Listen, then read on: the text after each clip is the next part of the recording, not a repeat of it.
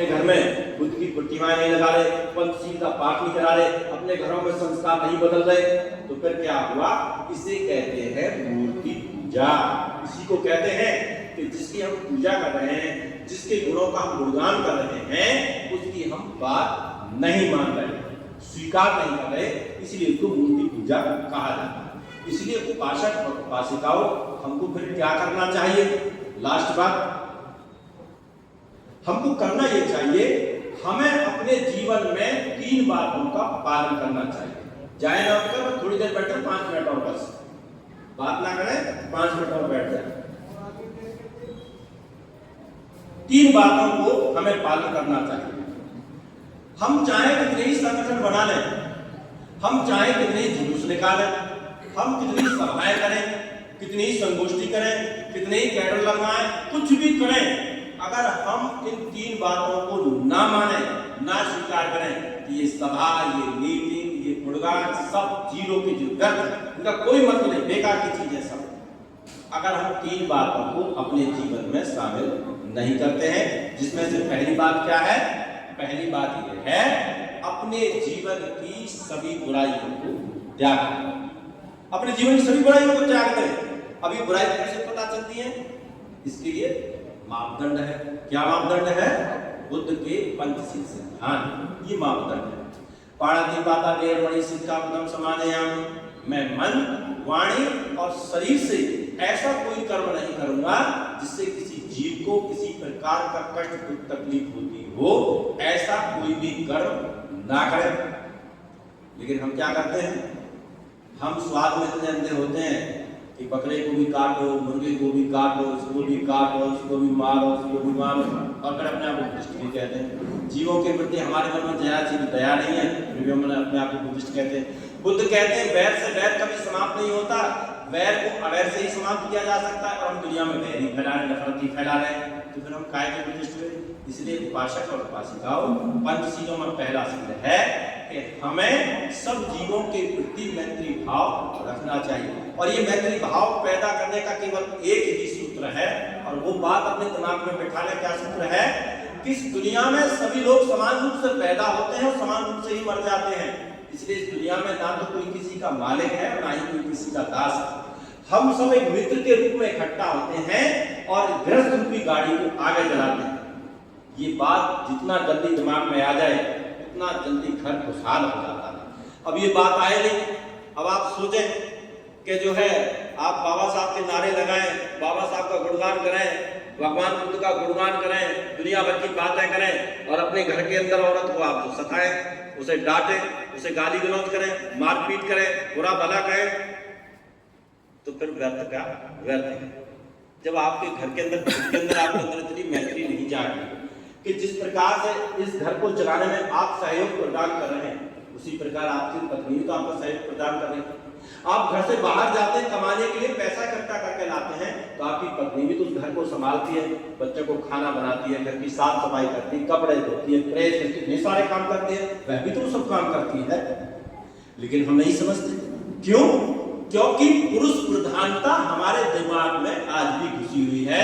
भले ही आप अपने आप को अम्बेडकरवादी कहते रहो, भले ही अपने आप को बुद्धिस्ट कहते रहो, ये पुरुष प्रधानता ही है, और ये पुरुष प्रधानता ही वैदिक संस्कृति है। वैदिक संस्कृति ही पुरुष प्रधानता है, और समण संस्कृति जो है स्त्री प्रधानता है। इस बात का दिमाग में अगर आपके अंदर ये गुण है तो दिमाग में बैठा लेना कि अभी आप वैदिक ही हो, कह रहे हो बुद्धिस्ट पर हुए नहीं हो, मन से आपने अभी तक आपने स्वीकार नहीं किया। जबकि अगर रियल बुद्धिस्ट होता है, उसका एक ही मतलब होता है कि आप जो है सभी के प्रति मैत्री भाव रखें, अपनी पत्नी के प्रति भी, अपनी बेटी के प्रति भी, समाज में जो लोग हैं उनके प्रति भी, पक्षियों के प्रति भी, पशुओं के प्रति भी, अन्य जीव जंतुओं के प्रति भी। दूसरा चीज बताते हुए बुद्ध क्या कहते हैं? अदिन्दाना वेरमणि सिक्खापदम समादयामि, जो चीज आपकी नहीं है उसे ग्रहण ना करें, अर्थात चोरी ना करें, धोखेबाजी ना करें, लूटपाट ना करें, छीना झपटी ना करें, तो फिर क्या करें? बुद्ध कहते हैं दान देना सीखें। अब दान की भावना तो हमें है ही नहीं। 100 रुपए कोई समिति वाला मांगता है, ऐसा लगता है जैसे तुम्हारी किडनी मांग ली, तो 100 रुपए पता नहीं कहां से निकाल कर देते हो। 500 रुपए का मतलब मुझे मत आया भर गए, 500 रुपए मांग लिए।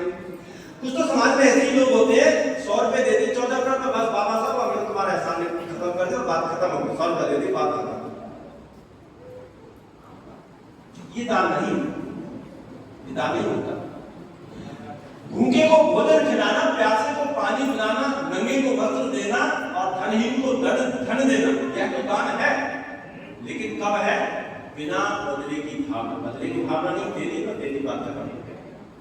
लेकिन इन दान में भी एक दान सबसे बड़ा है, जिसे बुद्ध ने कहा धम्मदानम सत्वदानम।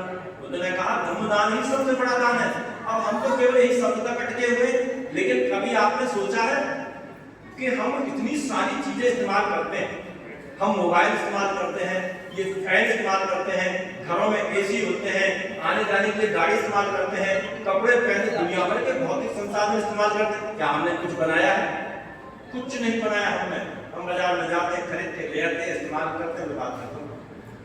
धम्मदान का मतलब होता है कि जब आप आईने के सामने खड़े हो तो अपने आप से प्रश्न करें, अपने बच्चों में आदत डालें, प्रश्न करें, क्या मैंने इस दुनिया को कुछ दिया है? नहीं दिया है तो देने के बारे में सोचें। इसी को धर्मदान कहा जाता है। और वो देना क्या है? वो देना है आपके अंदर कोई भी गुण, जो आपके अंदर गुण है, उस गुण को विकसित करें और उसी गुण के माध्यम से इस दुनिया में अच्छाई सच्चाई को प्रचारित करना शुरू कर दें। जैसे बुराई फैली है, बुराई कैसे फैली है? बुराई जब तक दुनिया में टेलीविजन नहीं था, इतनी बुराई नहीं थी, लेकिन टेलीविजन के कारण इतना नंगापन समाज में शुरू हो गया जिसकी कोई लिमिट नहीं। आप परिवार के साथ ऐसी ऐसी फिल्में बनी शुरू हुई, परिवार के साथ देख लेते, कितनी गंदी गंदी, यही पता नहीं चलता एडल्ट फिल्म कौन सी और सामान्य फिल्म कौन सी, पता नहीं चलता। लेकिन इसी माध्यम से अच्छाई भी फैलाई जा सकती है। खेल कृति के माध्यम से, चित्रकला के माध्यम से, गाने बजाने के माध्यम से, किसी भी प्रकार से कोई भी गुण आपके अंदर हो, उन गुणों के माध्यम से आप जो है इस दुनिया में जो है अच्छाई और सच्चाई को फैला सकते हैं। जिस दिन आपने अपने आप से प्रश्न कर दिया, ये मैं गारंटी दे रहा हूं आपको, जिस दिन आपने अपने आप से प्रश्न करना शुरू कर दिया कि मुझे भी इस दुनिया को देना है, उसी दिन से आपके अंदर से विज्ञान का जन्म होना शुरू हो जाएगा। फिर आप देने के बारे में शुरू करो। जिस दिन आपने ये शुरुआत कर दी तो ध्यान रखना एक बात, देने वाला सम्राट होता है और मांगने वाला भिखारी होता है। इसलिए भिखमंगेपन से बाहर निकलो, क्योंकि भिखमंगेपन की संस्कृति वैदिक संस्कृति है और सवर्ण संस्कृति सम्राटों की संस्कृति, जिन्होंने पूरी दुनिया को दिया, ज्ञान विज्ञान भी दिया, धन भी दिया, व्यापारी दिया। जहां पूरे यूरोप में लोग जंगली जीवन जीते थे, उस समय भारत की जो सभ्यता संस्कृति बहुत उत्कृष्ट थी, बहुत ऊंचे लेवल की थी। उन लोगों के आप वंशज हैं, उन सम्राटों के वंशज हैं, उन लोगों का खून आपकी रगों के अंदर दौड़ रहा है। इसलिए दुनिया को देना चाहिए। अगर कुछ नहीं दे सकते, कम से कम अपने आप को सुधार हो सकते हैं, कम से कम दूसरों को प्रेम तो दे सकते हैं, कम से कम दूसरों के साथ मैत्री का व्यवहार तो कर ही सकते हैं, इतना तो कर ही सकते हैं। इसमें तो कोई रुपया पैसा भी खर्च नहीं होता, इतना तो कर ही सकते। इतना भी आप कर पाए तो भी परिपूर्ण है। तीसरा सीख बताते हैं बुद्ध, कामेषु मिथ्याचार वेरमणि सिक्खापदं समादयामि। पर पुरुष और पर स्त्री की तरफ बुरी भावनाएं या बुरी दृष्टि न रखें। बुद्ध क्या कहते हैं कि शादीशुदा होने पर सदैव एक पत्नी व्रत और एक पति व्रत का पालन करें। शादीशुदा ना होने पर सदैव ब्रह्मचर्या का पालन करें। पर पुरुष में सदैव एक पिता, एक भाई, एक पुत्र के रूप में देखें, और पर स्त्री को सदैव एक माँ, एक बहन, एक बेटी के रूप में देखें। चौथा सीख बताते हुए बुद्ध कहते हैं, मुसावादा वेरमणि सिक्खापदं समादयामि। मुख से झूठ ना बोले, गाली गलौज ना करें, चुगली चपाटी ना करें, व्यर्थ की बात ना करें। तो फिर क्या करें? बुद्ध कहते हैं सच बोलना सीखें, दूसरों का सम्मान करना सीखें, आदर करना सीखें, किसी को मन को बेकार में दुखी ना करें। कोई बात कहनी भी सच को तो सही से कहना सीखें। जैसे कुम्हार होता है, घड़ा बनाता है तो एक हाथ तली पर लगाता है और एक हाथ से थपकी मारता है ताकि घड़ा बन भी जाए और टूटे भी नहीं। किसी कोई बात समझानी है तो पूरी मैत्री के साथ, पूरे प्रेम के साथ उसको समझाएं, अपने पूरे दोस्ती के संबंध, रिश्तेदारी के संबंध का हवाला देकर समझाएं, तब उसकी बात समझ में आ सकती है। आप किसी को व्यंग कसें, कमेंट कसें, उल्हाना दें, गालियां दें, धिक्कारें, इससे कोई बदलता नहीं है, बल्कि इससे समाज में नफरत पैदा होती है। इसलिए उपासक और उपासिकाओं, आस पड़ोस में रिश्तेदारी में कहीं कोई दुर्घटना घट जाती है, कभी भी उनका मजाक ना उड़ाएं। अगर आप उनके लिए कुछ समाधान नहीं कर सकते, उनका सहयोग प्रदान नहीं कर सकते, तो बस इतना करें, चुप रहे आप। और पांचवा और अंतिम नियम बताते हुए बुद्ध कहते हैं, सुरा मेरा मध्य प्रमाद खाना वेरमणि सिक्का परम समाधयामि। ना स्वयं किसी भी प्रकार के नशे का सेवन करें और ना ही नशा करने में किसी अन्य व्यक्ति की मदद करें। ये 5 नियम तय करते हैं कि आप अपने जीवन में अच्छे कर्म करते हैं या बुरे कर्म करते हैं, ये आप ही को तय करना है। इसलिए 3 सूत्रों में से पहला सूत्र है, अपने जीवन की सभी बुराइयों को त्याग दें, अर्थात पंचशीलों का पालन करें। दूसरी बात क्या करनी है आपको, दूसरा सूत्र क्या पकड़ना है, ये मैं 3 बात वो बात बता रहा हूं जिसकी कल्पना बाबा साहब डॉक्टर भीमराव अम्बेडकर ने की थी। एक सभ्य और अच्छा समाज जो कैसे बनेगा, कैसे बौद्ध जगत का निर्माण होगा, ये 3 गुण, ये 3 बात उस व्यक्ति के अंदर होनी ही चाहिए। इसमें पहली हो गई सभी बुराइयों को त्याग दें, और दूसरी बात होनी है कि अपने जीवन के सभी क्रियाकलाप, सभी संस्कार केवल और केवल बौद्ध परंपरा के अनुसार किसी बौद्ध गुरु को बुलाकर ही कराएं। संस्कार मतलब वह क्रियाकलाप जो जन्म से लेकर मृत्यु तक किए जाते हैं। चाहे आपका घर बना है, चाहे आपके घर में शादी है, चाहे आपके घर में बच्चा पैदा हुआ है, चाहे आप बच्चे का जन्म, जो भी आप कुछ करते हैं, उन अवसरों पर अपने घरों में बौद्ध गुरुओं को बुलाएं, उनसे वंदना कराएं, उनसे प्रवचन सुने। इससे क्या होता है, इससे ये होता है कि हम लगातार अच्छाई और सच्चाई के संपर्क में बने रहें। अगर आप ऐसा नहीं करोगे तो क्या होगा, बहुत सारे लोग आप में से प्रश्न पूछ लूं कि भाई साहब आप बुद्धिस्ट, आपके पिछली बार वंदना कब हुई थी, तो आप सोच में पड़ जाओगे कब हुई थी। तो वो घर बनाता 5 साल पहले तब हुई थी, तो लड़के का ब्याह हुआ था तब हुई थी हमारे वंदना 10 साल पहले, 3 साल पहले। मुस्लिम संप्रदाय अपने धर्म को स्थापित करने के लिए दिन में 5 बार नमाज अदा करता है, तो 5 साल में एक बार वंदना कराते हैं। इसलिए अपने मन के अंदर एक गांठ बांध लो, सभी संस्कार तो कराने ही कराने हैं। साल में एक बार अपने घर पर बड़ी वंदना करानी ही चाहिए। किसी बौद्ध गुरु को, किसी को भी बुलाओ, किसी बौद्ध भिक्षु को बुला लो, किसी बौद्धाचार्य को बुला लो, आपके नजदीक में जिसे भी आप ठीक समझते हो तो किसी को बुला सकते हो, जिसको भी बुलाओ।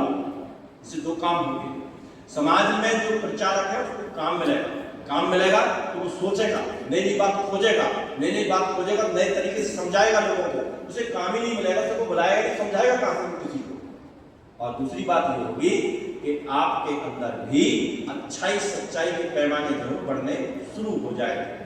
और तीसरा गुण, तीसरा मंत्र क्या होना चाहिए आपके जीवन में, लास्ट तीसरा मंत्र ये होना चाहिए कि आपको बेकार की बातों में पढ़ने की बजाय, बहुत सारे लोग हैं बेफिजूल में घूम रहे हैं, दुनिया भर के धक्के खाते हुए फलाने वहां जाओ, समय बर्बाद कर रहे हैं, पैसे बर्बाद कर रहे हैं, घर की शांति भंग हुई पड़ी है।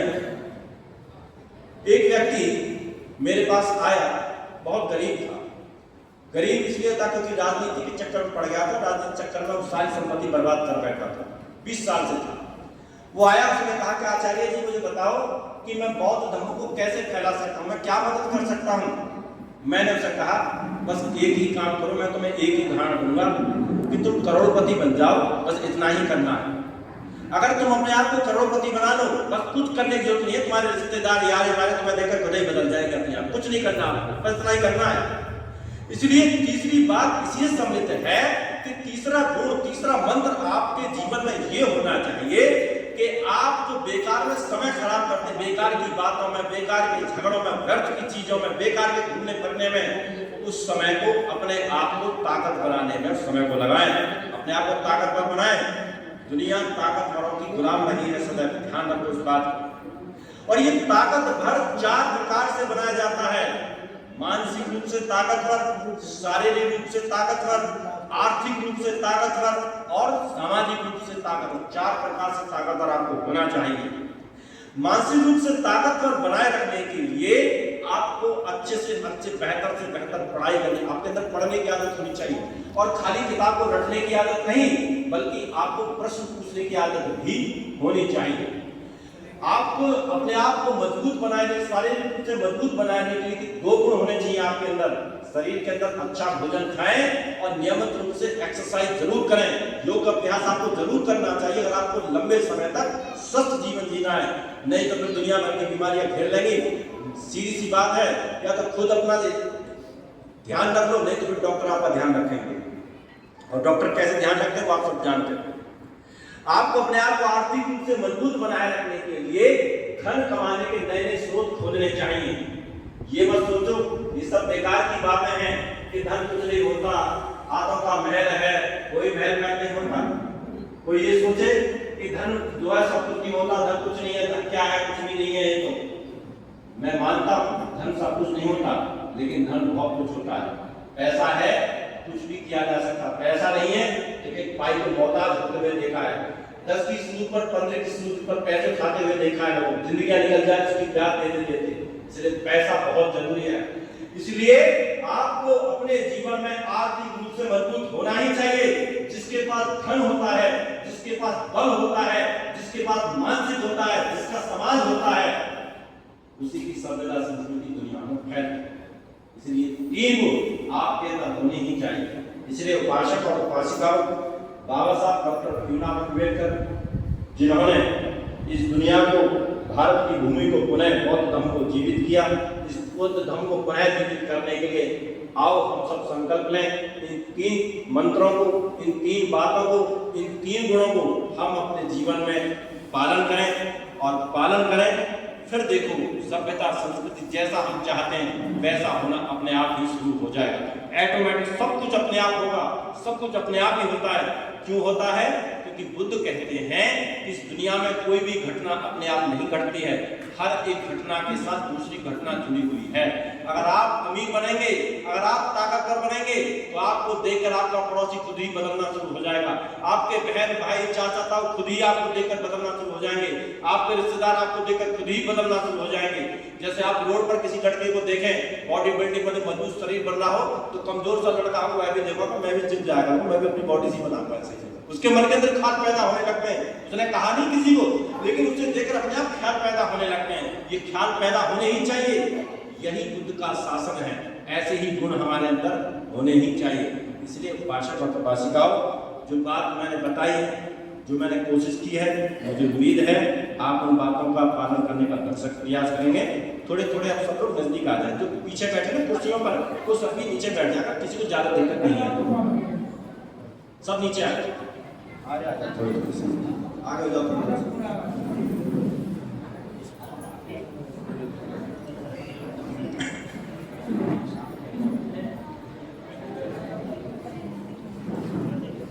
तथागत बुद्ध कहते हैं कि मंगल कामनाएं और आशीर्वाद में बहुत ताकत होगी, बहुत पावर होगी। सारा मन का खेल, मन ही सारी प्रवृत्तियों का भगवान, मन ही सब कुछ है। इसलिए अगर हम मन से किसी के लिए अच्छा सोचते हैं तो अच्छा होता है, बुरा सोचते हैं बुरा भी हो सकता है। इसलिए मंगल कामनाएं आशीर्वाद में बहुत ताकत होती है। तो मैं यहाँ से भगवान बुद्ध के समक्ष आप सबके लिए मंगल कामना, आशीर्वाद कामना करूंगा। आप सब सीधे के सामने हाथ जोड़ खड़े हो जाएंगे। 1 2 2 हो जाए, कोई 2 हो जाए, फूल ले जाए 2 कागज। जब मैं यहाँ से आशीर्वाद कामना करूँ तो आप उस वर्षा जो सब बैठा, बच्चे आगे बैठा होगा, कुर्सियों पे नहीं देने नहीं है। फूल वर्षा 2 लोग लेते, एक ही लेते करने में। एक उधर खड़े हो जाओ, एक उधर खड़े हो, बाकी सब बैठ जाओ। सब सीधे के सामने हाथ जोड़कर बैठो और सब अपनी आंखें बंद रखो। 3-4 मिनट के लिए किसी को आंख नहीं खोलनी है, बिल्कुल भी शांत एकांत बैठना है। ऐसे मन में भावना रखनी है कि सामने जो भगवान बुद्ध की प्रतिमा रखी हुई है, यह बुद्ध की प्रतिमा नहीं, स्वयं बुद्ध ही है और हमें आशीर्वाद कामना कर रहे हैं, दे रहे हैं, हमें मंगल कामना दे रहे हैं। तो आप सब शांत होकर बैठ जाए, आंखें बंद रखें, हाथ जोड़कर बैठें। जब मैं यहाँ से जल के छींटे डालूं तभी आप लोगों की पत्नियां सब पर डाल दो। बैठ जाओ बेटा, नीचे बैठो। अरे छोटे बच्चे घूम के रहो बेटा, आगे बैठ जाओ।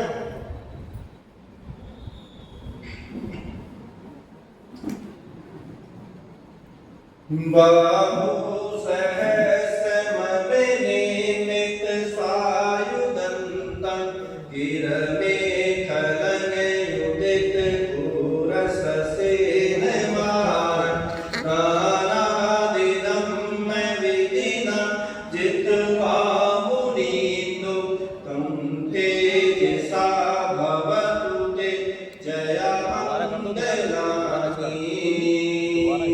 जिन भगवान बुद्ध ने हथियारों से धारण किए हुए सहज भुजा वाले गिरवेल खला नामक हाथी पर चढ़े हुए अत्यंत भयानक वारसेना को अपने दान आदि धर्म के बल से जीत लिया हो, उन भगवान बुद्ध के प्रताप से आपका मंगल हो।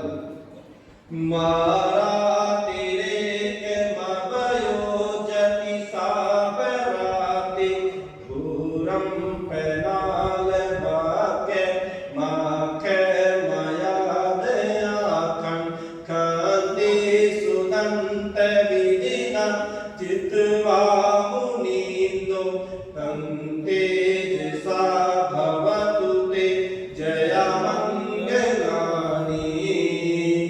जिन मुनिंद्र ने मार के अतिरिक्त सारे रात संग्राम करने वाले घोर दुर्धर्ष और कठिन हृदय वाले आलवक नाम के यक्ष को सहनशीलता और संयम के बल से जीत लिया हो, उन भगवान बुद्ध के प्रताप से आपका मंगल हो।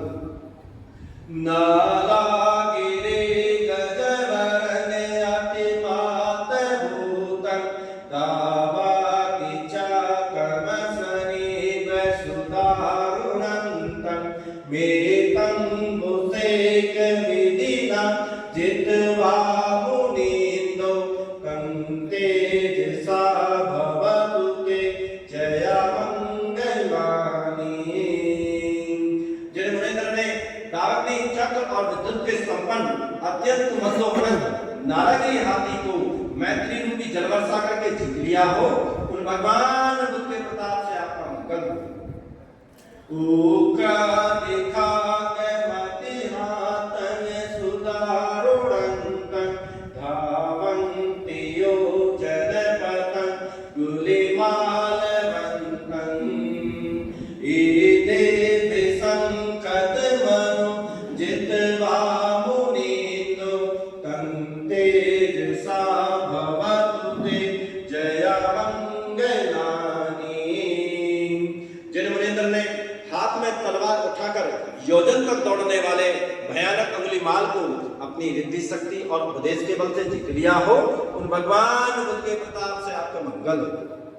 कपान काट मुदरन इबगे बेनियम चिंचाय टूट वचन जनिकाय माचे संतेन सोम विदिना जितवा मुनींदो तंते जसा भवतु ते जया मंगलानी।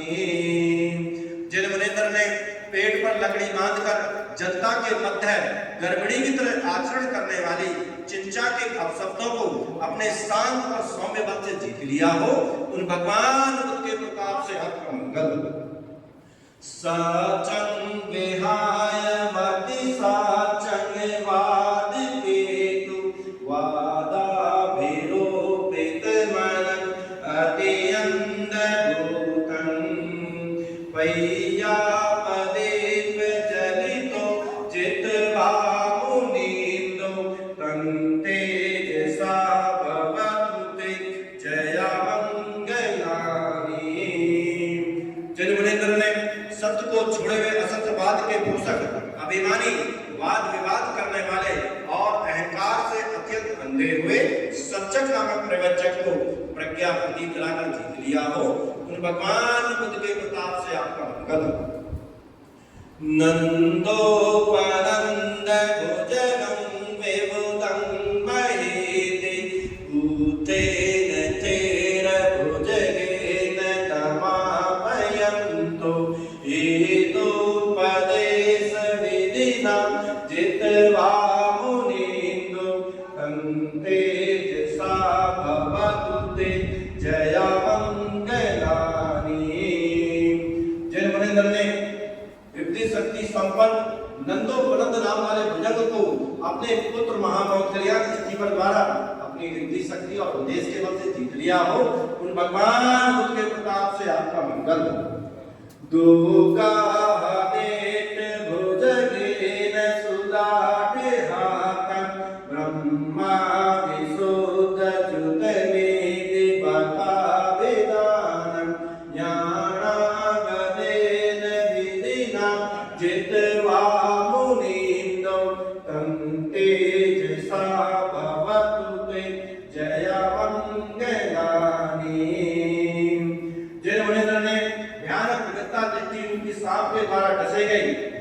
ज्योति और सती शक्ति संपन्न भगवान ज्ञान रूपी औषधि देकर लिया हो, उन भगवान बुद्ध के प्रताप से आपका मंगल। सारे फूल उठा दो।